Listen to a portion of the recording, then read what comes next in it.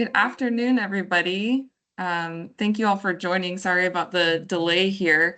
Thanks for your patience while we were working out some technical stuff.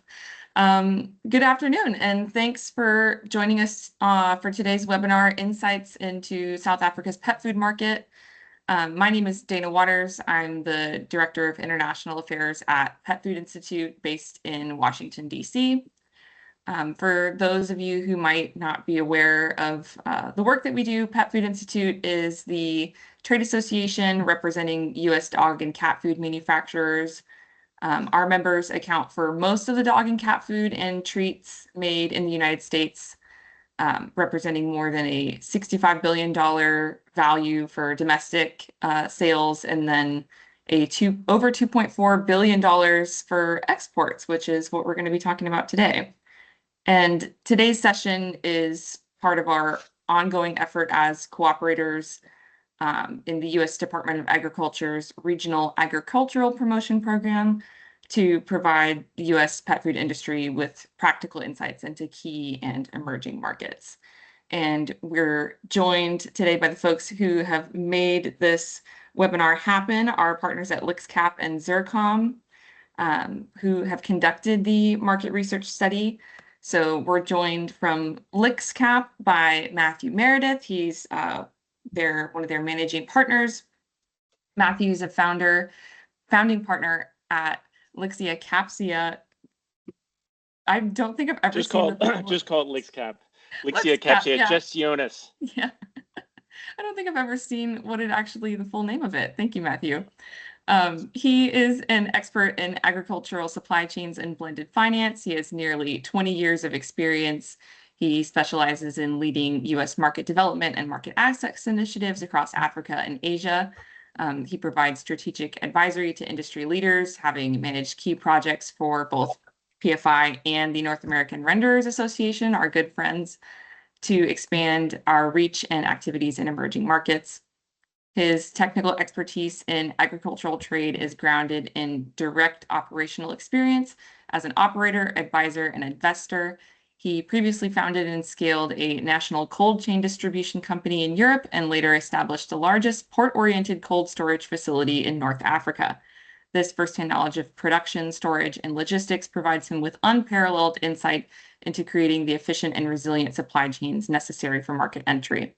He applies this experience leading assessments in key developing markets, helping U.S. agribusiness overcome trade barriers and catalyze private sector capital. Matthew holds an MBA from the Northwestern University Kellogg School of Business and a BA from Tufts University. And then we've also got our friends at Zurcom. We're joined by Richard Zerba. He's the director over there. He has over 25 years of experience assisting companies into the African and Caribbean markets. Richard has supported U.S. export trade since 1999. He is the director, like I've said, of Zurcom International, which presently is the contractor representative for 9 U.S. state governments in Africa and 8 U.S. states in the Caribbean. Zurcom also represents all 4 multi-state regional trade groups, providing support for all 50 U.S. state government departments of agriculture in Africa to support U.S. agricultural exports. We're very grateful for his work there. Richard came to Africa in 1993, working in the DR Congo for World Vision Relief. He moved to South Africa in 1996 as an export manager for a South African firm, selling into 20 African countries. And in January 1999, Richard opened the Great Lakes St. Lawrence Governors and Premiers Africa Trade Office in Johannesburg, representing several U.S. state governments, economic development organizations, assisting exporters entering emerging markets. He's been working with companies since its inception in 1999.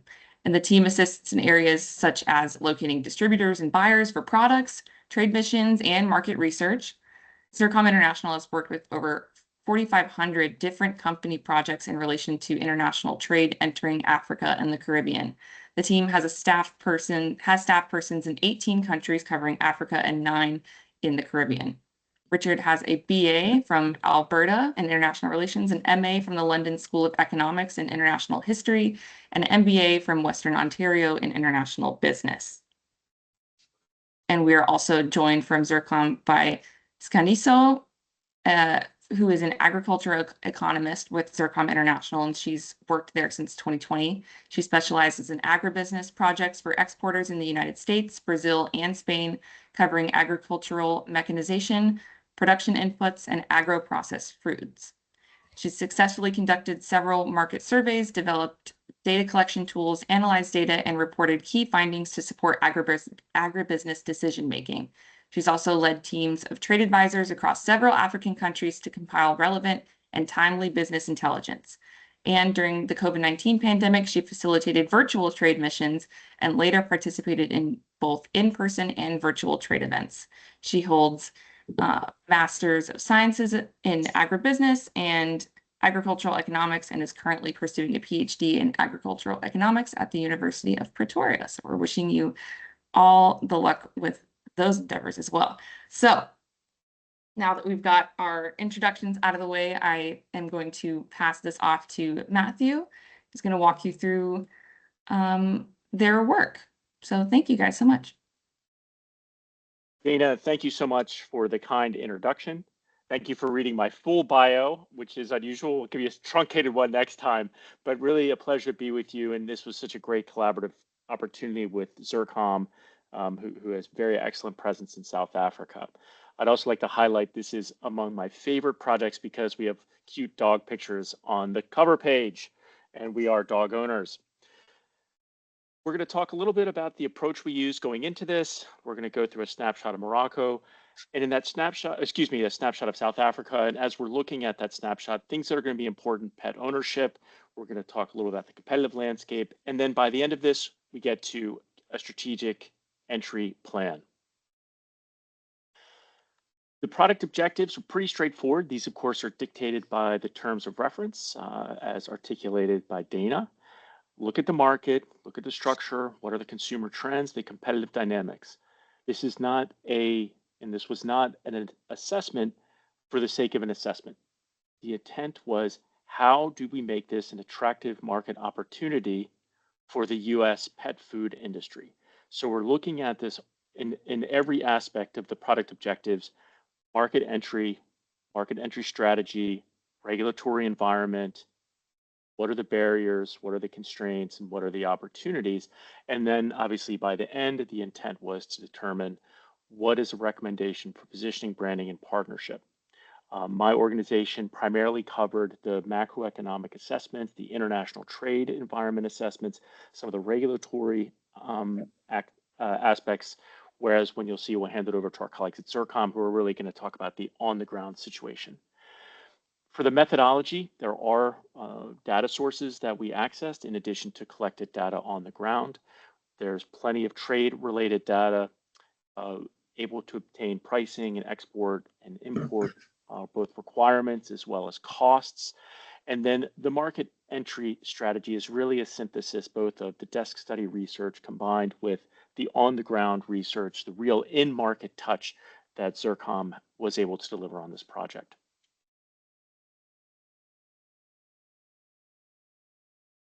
Screen is frozen. Go, next slide. Okay, a market snapshot. So I'd like to draw your attention to the middle. You'll see a red dotted box, helpfully around the country of Argentina, to direct you that right next to it is South Africa. So it's actually one column to the right is South Africa. So you can see that South Africa, when you look at pet ownership, is sort of middle towards the lower end of the spectrum. Now, of course, this is absolute terms, not in relative terms. The United States, a larger country, China, obviously much larger countries than South Africa, but even considering its size, still a relatively low penetration of pet ownership. Notwithstanding, you will see that pet ownership is an area where the South African consumer is willing to spend money. We see a strong preference for dogs as opposed to cats. And what we are deriving in the table to the bottom is how that both population is disaggregated, as well as the ownership of pets, how that's disaggregated between dogs and cats. This is very useful for determining a market entry strategy. As we talk about market entry strategies, things that are going to be relevant: How do you establish distribution partners? How do you determine what markets you want to go after first and attack first?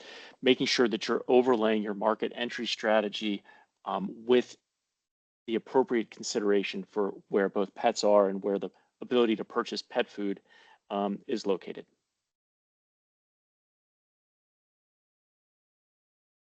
This is a snapshot of both pet ownership and how that is shifting by age. And what you can see, the darker red line is the South African line.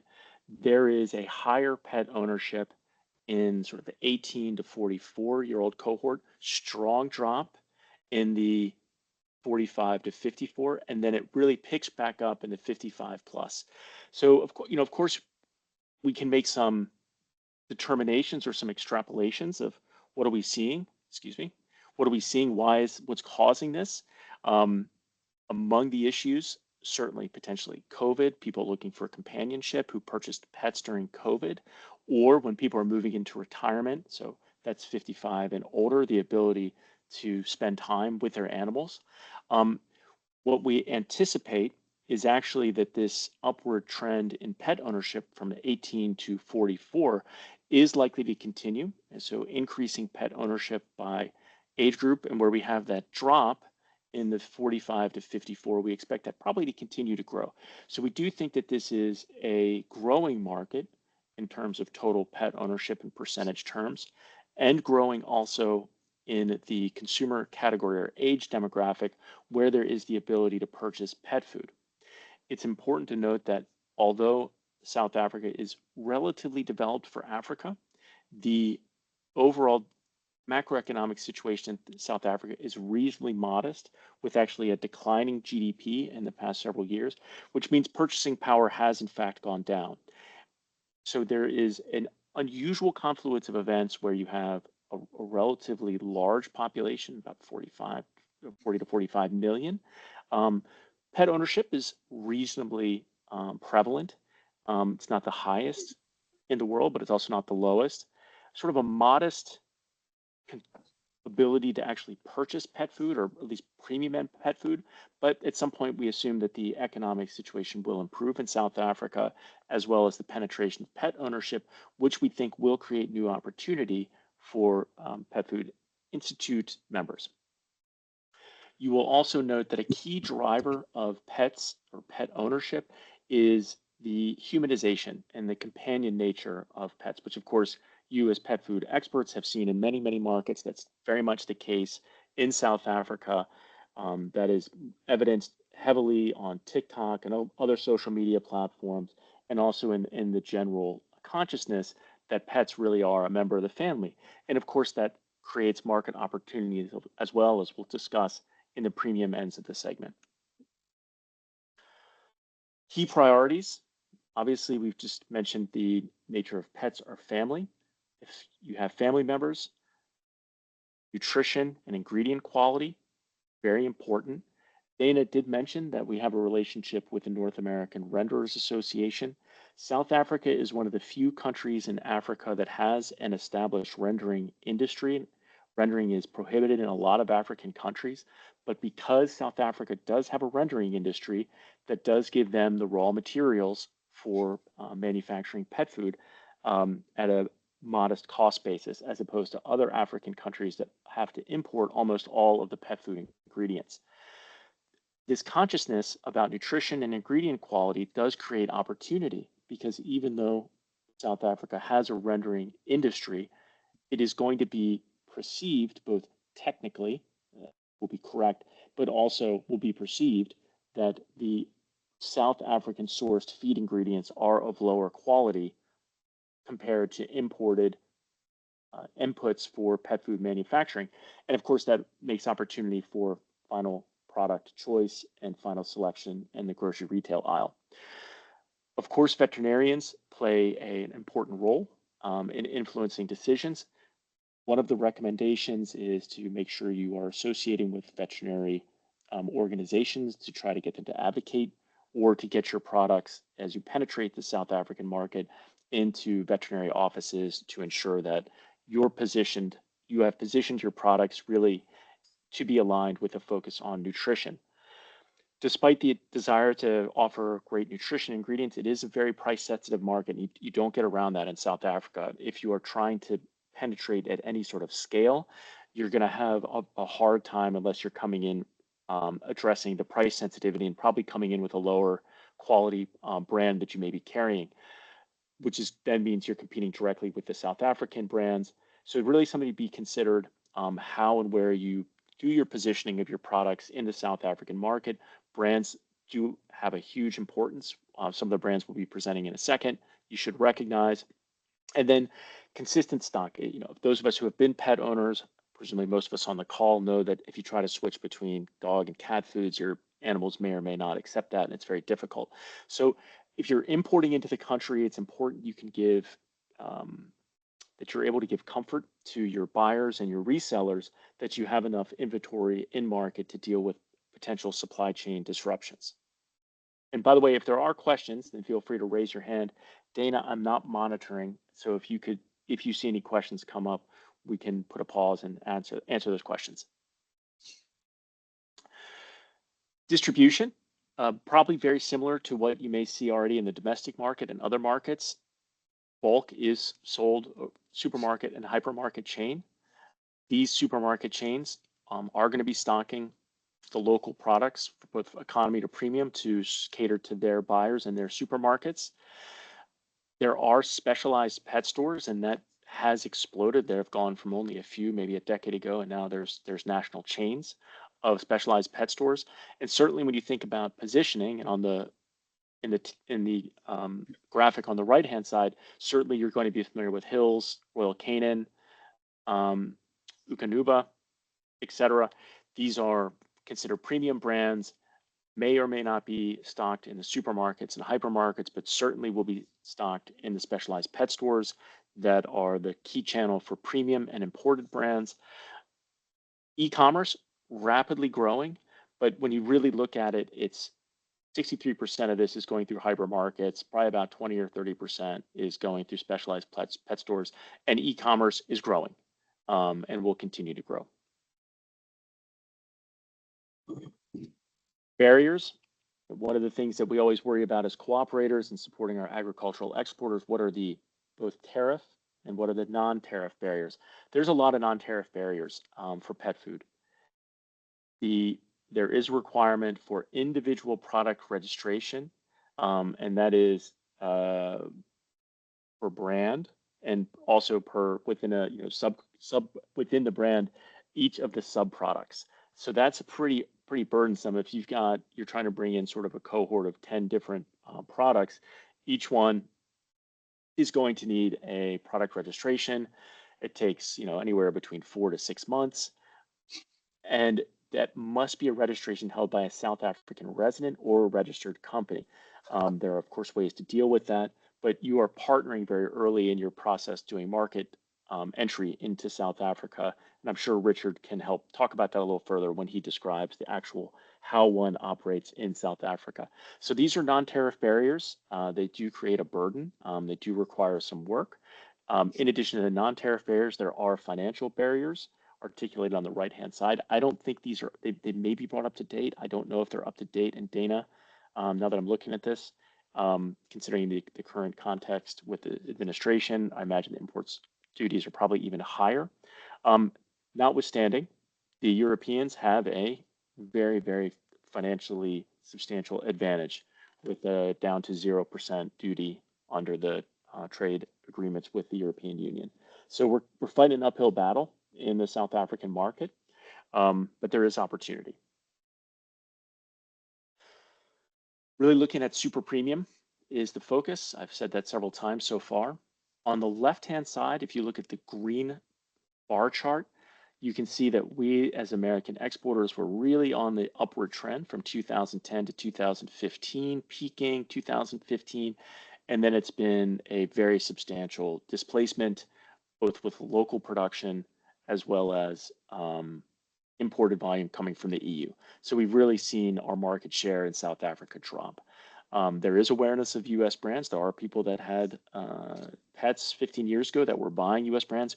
Obviously, U.S. product is still making its way into the South African market, but just at a much, much lower level. So we have a beachhead, but that beachhead needs to be reinforced. The insight is, while we are importing, we have lost a lot of market share, and what is being imported really is super premium. And I think this is going to be, and Zurcom will speak more about this, it's a super premium market positioning that's going to make the space available for US products coming into South Africa. The recommendations, super premium positioning or functional positioning. So that may be age-based or that may be health condition related functional positioning of your product. You're going to need a local distribution partner. There are several of them, including the pet food chains as well as distributors. It's mandatory for regulation. Look at the specialized channels. Target the high-income urban consumers. Specialized pet stores and veterinary clinics are great platforms to place high-end, super premium products. Digital marketing is going to make a difference. Social media is as important in South Africa as it is in most emerged markets. Be aware that regulations are relatively burdensome in South Africa, but can be managed. So compliant and clear packaging that are in conformity with the regulatory framework. So if you're trying to do a packaging change or a color change or whatever it may be on your branding or your packaging or on your labeling, all of that needs to be cleared in advance before you send new shipments out to South Africa. Again, super premium, expert local distribution, focus on specialized distribution channels, and cover your non-tariff barriers, so specifically your regulatory and compliance issues. Thank you very much. If there's no questions, over to the colleagues at Zurcom. Great, thank you. Dana, Sorry, can you Richard. hear me? Yes, I can hear you. We did have one question in the chat here. The question was for LixCap. Are there any insights into the types of dogs the South African consumers own? And are they working dogs associated with agriculture? Or are they more skewed towards households? And is there a percentage breakdown?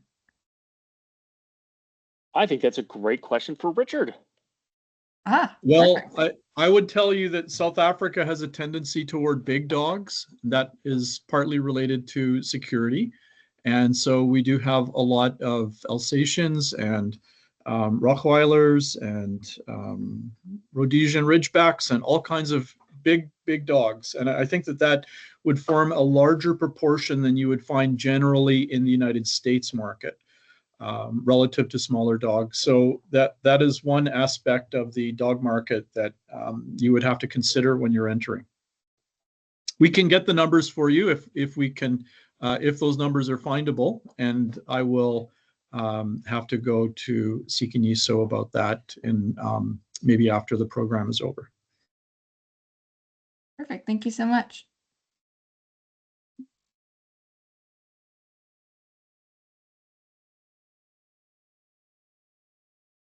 All right. Well, if we're waiting for me to talk, then I'll start talking away. Africa is an interesting market because it has come from the very bottom to a developing market in a lot of ways. And there's a lot of affluence in certain pockets of Africa, which are making it more and more interesting to pet food manufacturers. I'd just like to point out that since the study closed, even just last month, the SPAR, which is a large regional grocer in South Africa, is opening or has opened a chain called Pet Story, and they plan by the end of 2026 to have 100 units across South Africa. And this is already going to be adding to Checkers, which is the largest South African grocery retailer, which owns 128 Pet Shop Science units across the country. And Woolworths, which is the top end of the grocery sector, has purchased a group called Absolute Pets, And then Food Lovers has a group called VetSmart. So when we look at the market across South Africa, we can see that the retailers, the grocery retailers, as we saw, they have a 63% opportunity there. But the specialty shops, there's a lot of independents still in South Africa. There's a few small chains, but what is happening is there's a lot of consolidation going on, as well as growth in the number of the units of pet shops across the country. And the fact that there's expansion shows that opportunity is growing. Africa's got a population of 1.55 billion, and it's consolidated into a common market now. So we see that in 2021, the African Continental Free Trade Area was formed. And although every country is still very much independent in terms of its regulatory environment and those sorts of things, we're going to see a confluence of the regulatory environment move toward something that would be similar to how we look at the European Union. So there's going to be, over the next decade or so, a lot of the protocols are going to be developed between the different regions, the different countries. They're going to be negotiating things. And so it's likely that we're going to see commonalities existing across Africa, which at present don't really exist. And so it's going to be an easier large market to enter as a whole. So this is one thing that American exporters should know, that analytically it's going to get a little bit easier. Rather than looking at a big map with 55 countries on it, that there will be countries that will be adhering to protocols, ratifying them, getting in tune with the regulatory environment. And so we're going to be seeing an ability, if you understand how to get into one African country, you should be able to understand how to get into many African countries after quite a while. So we're looking at South Africa, which has a relatively has had relatively low growth, but Africa generally is growing at about 4.5%, inclusive of countries that have not been growing very quickly, such as South Africa and Nigeria and Ethiopia. But there are a lot of markets where there are pockets of affluence, and we can't forget that. And South Africa presently is just about half of the total high-end pet spend across Africa, but this is going to be changing, because out of that population of over 1.5 billion people, we have a relatively large middle class that's developing and growing. But keep in mind that Africa's got the youngest population in the world, with an average age of just 19 years old. And so we have a lot of young families. And as that affluence develops amongst the middle class, and sub-Saharan Africa has got the fastest growing middle class just after Southeast Asia in the world. So we're going to be seeing a lot of changes over the years, and generally these are going to be positive. And we're seeing, if you remember one of the first slides that showed pet ownership across Africa, the people that are living across Africa are going to be able to afford better and better things for their pets. And South Africa is a leading indicator in terms of what is in the market, but it's a good one because it's got a lot of the distribution that goes across Africa. We can't forget the fact that when you do have the fact that, and Matthew pointed this out, that rendering is not a possibility in a lot of African countries. And so importation of proteins for the companies that are doing the mixing, that's also another big opportunity. So intermediate products is a big deal, not just in the pet food sector, but also in animal feeds in general. And so we do have a very interesting and very quickly growing market across Africa, although South Africa, as we were pointing out, has been in some trouble recently economically, and over the last couple of years has not shown any growth per capita. And this has been an issue in the country, but also generally. And I know that the government is trying to address it, but there are issues, some deep issues that South Africa has to deal with to overcome this. But in any case, I'd like to thank my team Charles Kabuchi, who's also on, helped to manage the team. Sikiniso Maka, who managed the team of data collectors. We did have a good team that went right across the country collecting data from vets, from pet stores, from pet owners, and so there was a lot of really good deep research that went into the study that LixCap had presented and the data that Sikiniso will be sharing later. And I really believe that this has proven some really interesting insights into the market, and it will help guide you as exporters when you do enter the market. So along with LixCap, and we've had a really interesting and great partnership because they're very very good with analytics. And I'd like to say to Matthew, thank you. It was a real pleasure with working with your team. And I know that you're global best in looking at a lot of emerging markets and trying to get through what might be hard to find data and making it useful for consumer use. And again, for our side, we're sort of the commercial end of the spear. We really want to help companies to find new markets, and that's really our specialization. So going out and finding the data points was something that was really, really key to our team, and we're grateful for the opportunity to do that with the Pet Food Institute. So I'm going to pass it on to Sikiniso, and I'll open it. We can open it up for questions maybe after she's done her discussion, and then we can maybe have a bit of a question and answer, and maybe some things about helping you with your questions in relation to entering the market in Southern Africa or South Africa or Africa as a whole. Thanks a lot. Okay, thank you, Richard. Good evening, everyone, and good morning to everyone as well. So I'll be sharing some key insights we found from our on-the-ground research. So the outline of this presentation is I'll start with the background of the market, which was also touched by Matthew extensively. So then the insights we got from the manufacturers and the importers as well as pet owners insights and the conclusion.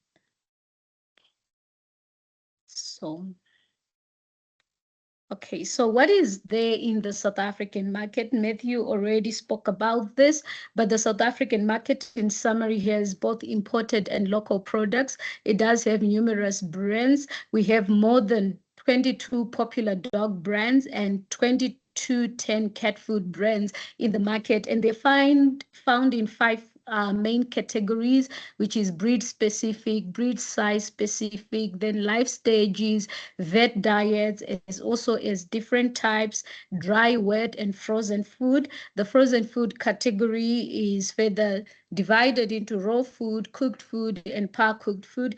And this category is mostly dominated by local players. Next. I can have the next slide. So the picture, the next slide there just shows a picture of what we took in different store visits we made in South Africa, just showing how the different brands are organized in the shops. We also searched and also went to look at how the frozen food as well are then organized in the refrigerators. Yeah, next slide. So what is being paid in the market? So the market offers both budget-friendly and premium pet food. Prices range from $1 to $14 per kg for dog food and $3 to $20 for cat food. International brands dominate the premium price tier, while the local and generic store brands are in the bottom tier. We do have generic brands by shops, main retail lines like Pick n Pay, who have their own brands. They are quite affordable and they are very, very cheap. Then cat food tends to be more expensive than dog foods across all brands. The table on my right, on the right side of the slide, just shows the various prices for different life stages for both dogs and for the cats. So you are welcome to see more on this table in the report, the final report of the study. Next slide. So where do they buy from? As Matthew already touched, there are supermarkets, main retail lines, which do have a pet food section. We do have specialized pet food shops.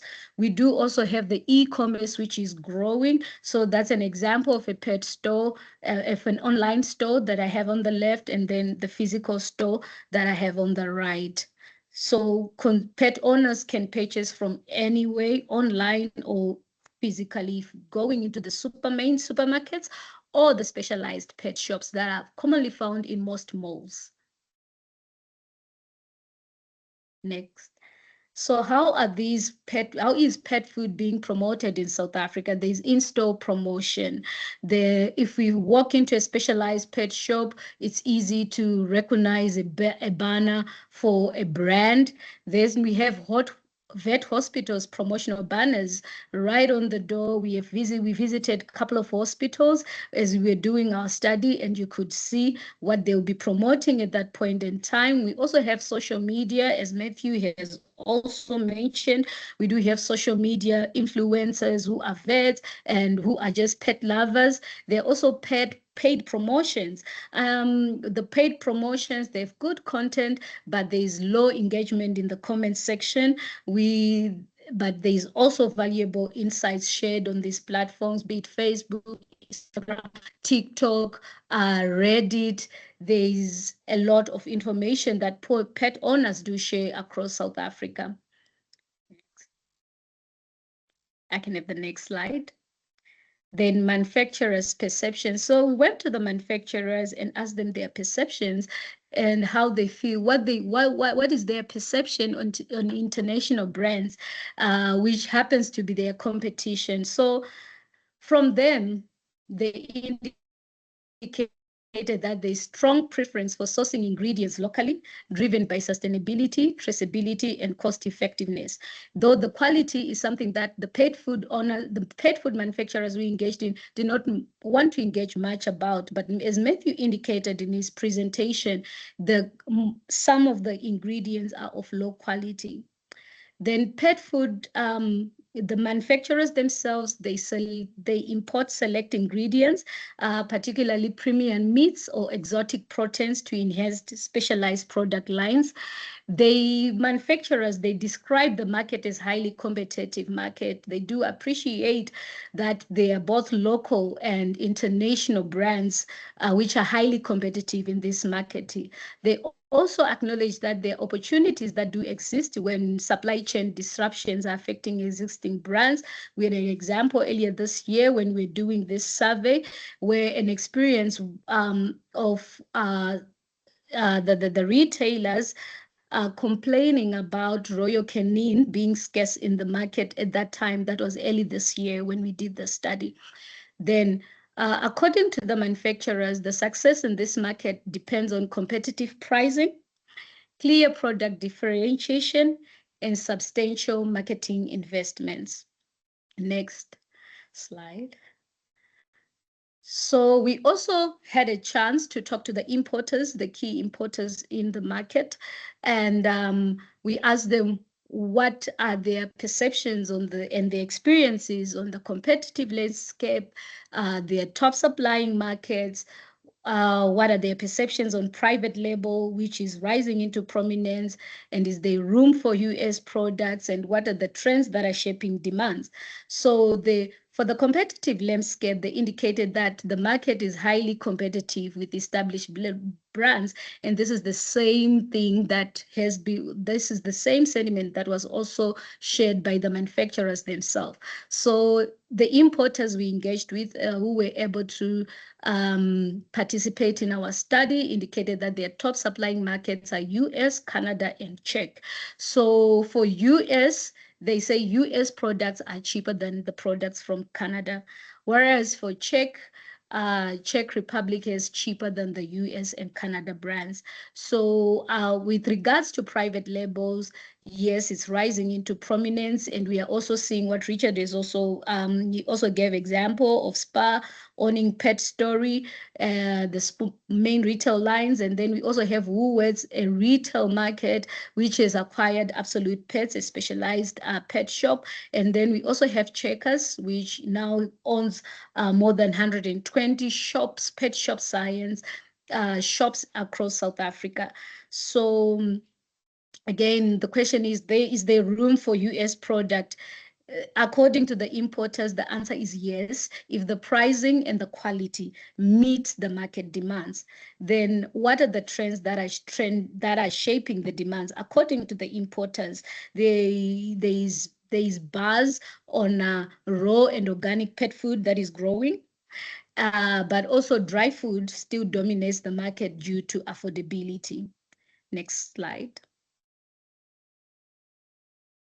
Then we engage the pet owners. What then drives their purchasing decision? We find that the pet owners indicated that most of them nutritional content, the nutritional composition of the pet food matters the most. So the majority of them that indicated that the nutritional component drives the purchasing decision. Then price was the second popular main decision that drives their purchasing decision.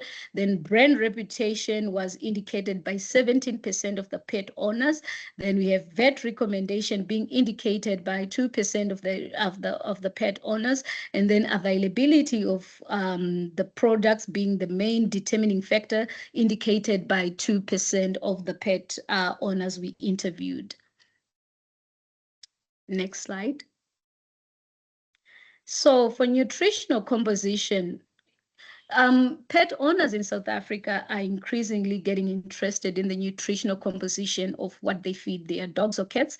And this rising awareness is popular across all income groups, and is coming through reading labels, vet recommendation, and also social media discussions.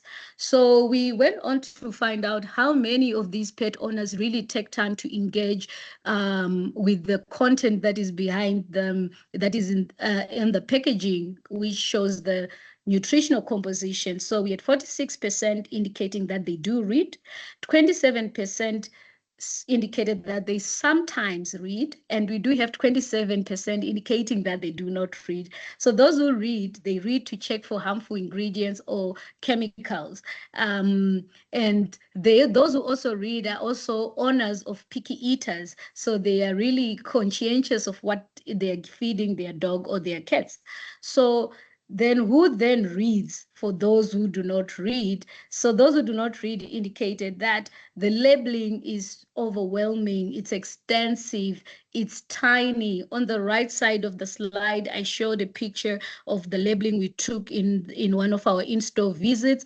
That's extensive reading, and it's overwhelming. It's too scientific, and that is the general sentiment that most pet owners indicated. So therefore, because they cannot really read this, they resort to vet recommended feed. Okay. Then those who don't read, what then do they do? So those who do not read, they rely on social media recommendations and reviews. There are those people who also do not go to the vet, who do not visit the vet other than annual checkups or emergencies. So they rarely visit the vet. So their recommendation really comes from social media. Next. Then 18% indicated that the main driving force, the main determinant in their purchasing decision is price. Price, as Matthew indicated, the South African economy has been modest, and purchasing power is going down. But then discussions on price revolves around vet-endorsed food and nutritional composition. So you find that on social media platforms, and other platforms that pet owners do find themselves together. They discuss cost-saving strategies, and some of them include mixed feeding, that is mixing a premium brand plus a local brand. Then some they share strategies on hybrid feeding, which is kibbles, purchase food plus home cooked meals. Then others are sharing ideas on adding fresh food to dry food. Then others shares regard use of raw food as a cost-saving strategy. However, raw food has its opponents and its proponents. You find that there are people who believe that raw food is nutritionally dense, while others criticize it for having high protein content, lack of balance, and some have also indicated that you find that your pets, or mainly dogs, they can have abnormal stool due to consumption of raw food, and they're also not convenient. Raw food is also not convenient for households with busy schedules. So there are also discussions on low cost options versus cost options, vet cost. They say that the discussions revolve around, if you try to save much on food, then you're going to spend more on vet cost. And this also shapes how people are deciding what to do when it comes to pricing. Next slide. Then another one is brand reputation. So 17% of the pet owners indicated that their main deciding factor is the brand reputation. So brand reputation is shaped by vet recommendation, previous experience, breed-specific success, and clarity in feeding instruction on the packaging. Then there's growing skepticism around brands containing artificial flavors, synthetic antioxidants, canola oil, corn, wheat, non-specific meat descriptors. Then we also went to investigate if brand reputation is built on the country of origin of the pet food. We found that 73% of the pet owners we interviewed indicated that they're not aware of the origin of the food they buy for their pets, whilst 27% indicated that they are aware. And those who are aware, they are aware because there are some brands which show the flag of the country of origin right on the front, for example, Akana, and whilst others do not. So really, the country of origin is not a determining factor when it comes to the purchasing decision of the pet owners. So on the right, I've just put some of the popular brands that are popular among criticized for and have positive review, like Akana, Montego, and Royal Canin. Montego is a local brand. Then we do have those who are criticized for poor quality. We have the house brand, the generic brands. We have Whiskas, we have Bobtail, and yes, those are some of the examples of those who are unpopular versus those which are popular. Next slide.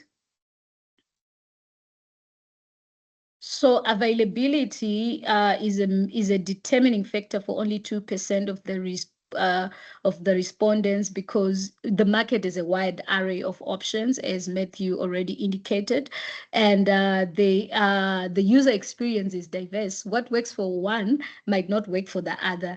And on social media platforms, they also share on reliable retailers. So you find that there are some retailers that are becoming unpopular, especially for e-commerce. On the e-commerce side, some are known for late deliveries, and that also affects their reputation.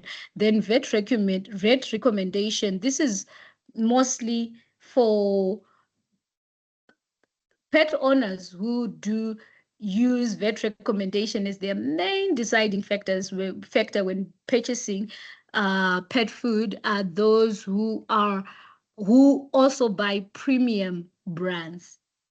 So they rely on vet endorsed brands, and they commit on a long-term basis. And also there's vet advice accessible on social media like TikTok, and there are also product reviews that they do access. There's also, but sometimes personal experience often outweighs professional advice, and that's what we got from the pet owners themselves. Next slide. So some of the trends that are shaping the pet food market of South Africa include non-grain feed, non-GMO, organic ranges, which are free range meat or grass-fed meat, then natural ingredients, then high protein ingredients. We have a local player, manufacturer, who is manufacturing a line with insect protein. They're using black soldier fly, then preservative free. Then we have also raw diets. On the right, I've just shown a snippet of one of the online shops, which has those categories indicated on their online platform so that it's easy for the pet owners when they are deciding what to buy for their pets. Next slide. So what then works for the South African market? So our findings, in summary, there's no consensus on price, brand reputation, or vet endorsements. So some of the quotes we got from the pet owners we interviewed were, the more pets you have, the more you spend. So that means you have to spend more on food, and then then that implies that one has to resort to cost-saving strategies when they're feeding their dogs. Then some are of the opinion that if you cannot afford good quality food for pets, then do not have them. You shouldn't own one. Then we do have budget feeding is sustainable, but only if done with much care. So then others lean towards vet endorsed brands and recommendation, while others believe in trial and error and trust personal experiences more. But however, the most popular opinion is nutrition is essential for all pets. So broader cost considerations such as vet bills and general upkeep affect decisions around pet ownership and also feed. Yeah, I think that's it from me. Thank you. Last slide.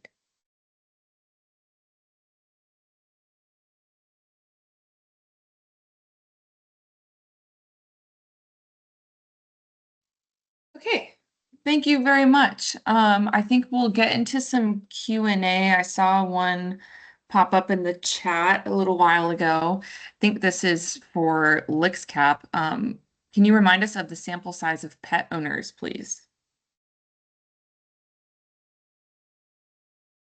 The sample size of pet owners, or the total? I presume that means total size. Yeah.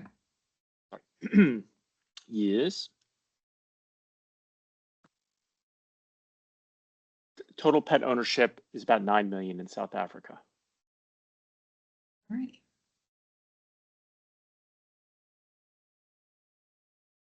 And if folks are shy or thinking about their questions, sorry, this is another one again here. Let's see. Now we're in the chat, not the Q&A. Sorry, the sample size that was interviewed. So I'm assuming this is for Zurcom then. Okay, I'll answer that. We had a fair representation of pet owners from Cape Town and Johannesburg. So we had 20 usable feedback from Gauteng, the Gauteng regions where Johannesburg is. And then we had also 25 from Cape Town. So that makes about 45, actually, yeah, that we had usable feedback from.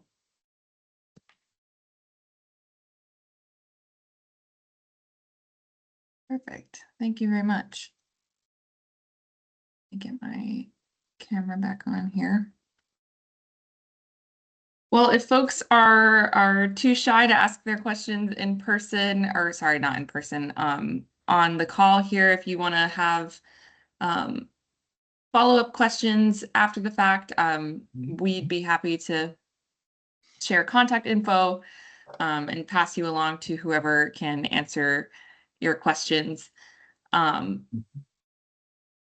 don't want to keep anybody. I've budgeted for a little bit of extra time just in case that there was extra. Yes. One comment relating to the price affordability of US dollar-based products is that we have to remember that at just after the time of the study,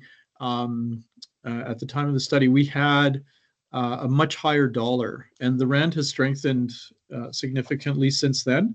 So since this time last year, the dollar has fallen about 10% against the local currency, which is a positive thing for US exporters.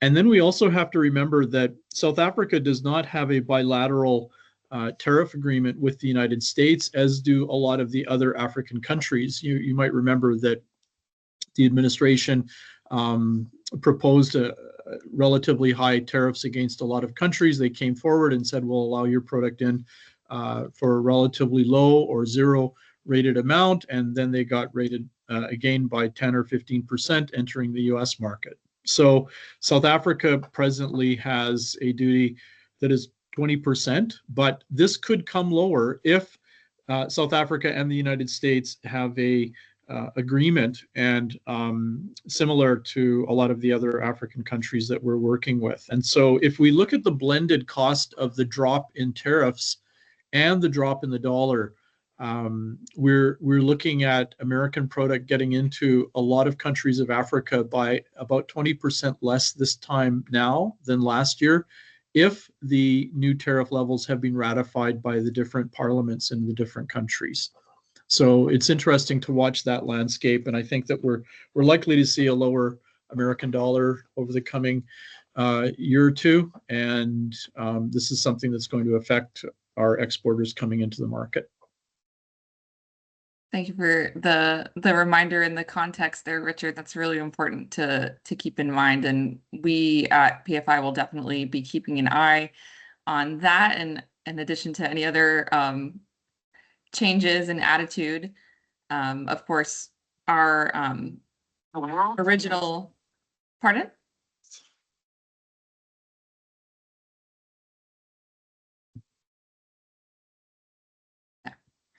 Our original allocation that we received from USDA for activities in South Africa was kind of shifted away because of some tension there.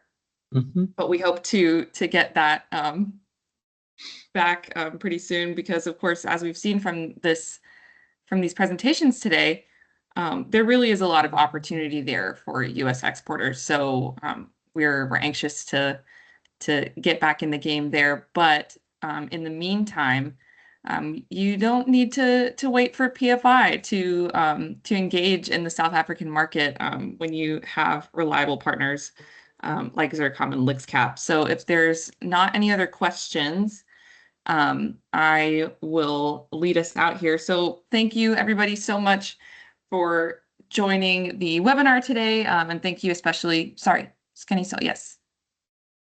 Oh, thank you, Dana. I saw a question from the comments, which was saying how many how many manufacturers did you interview? So we identified 15 key manufacturers in the South African market, and only 6 of them gave us substantive feedback. Those who could engage with us, we engaged with them extensively. So, and just to add on to the interviews of the pet owners, the number I gave was for the physical pet owners. We also ran Facebook polls in different various groups for different breeds, for dogs and cats, and we got that feedback from them too. Yeah. Thank you so much for spotting that question. I did not see it come through. Thank you. Yeah, again, thank you very much to our presenters from LixCap and Zurcom. I know it's quite late for our folks who are in Africa, so I appreciate your taking the time here. And we hope today's discussion was helpful. The recording for today's webinar will be posted on PFI's website as soon as we can get it uploaded, so look to see that in the coming days here, and I can notify the attendees of this webinar when that is uploaded. Also, feel free to reach out to us if you have any follow-up questions for any of our presenters, and we'd be happy to connect you. Again, thank you on behalf of PFI for attending the webinar today, taking time out of your busy Mondays. And with that, I will give you back 30 or so minutes of your Monday. Thank you guys so much. Thanks, everybody. Thank you so much. Thank you, Dana. Thank you, everyone. Thank you, Dana.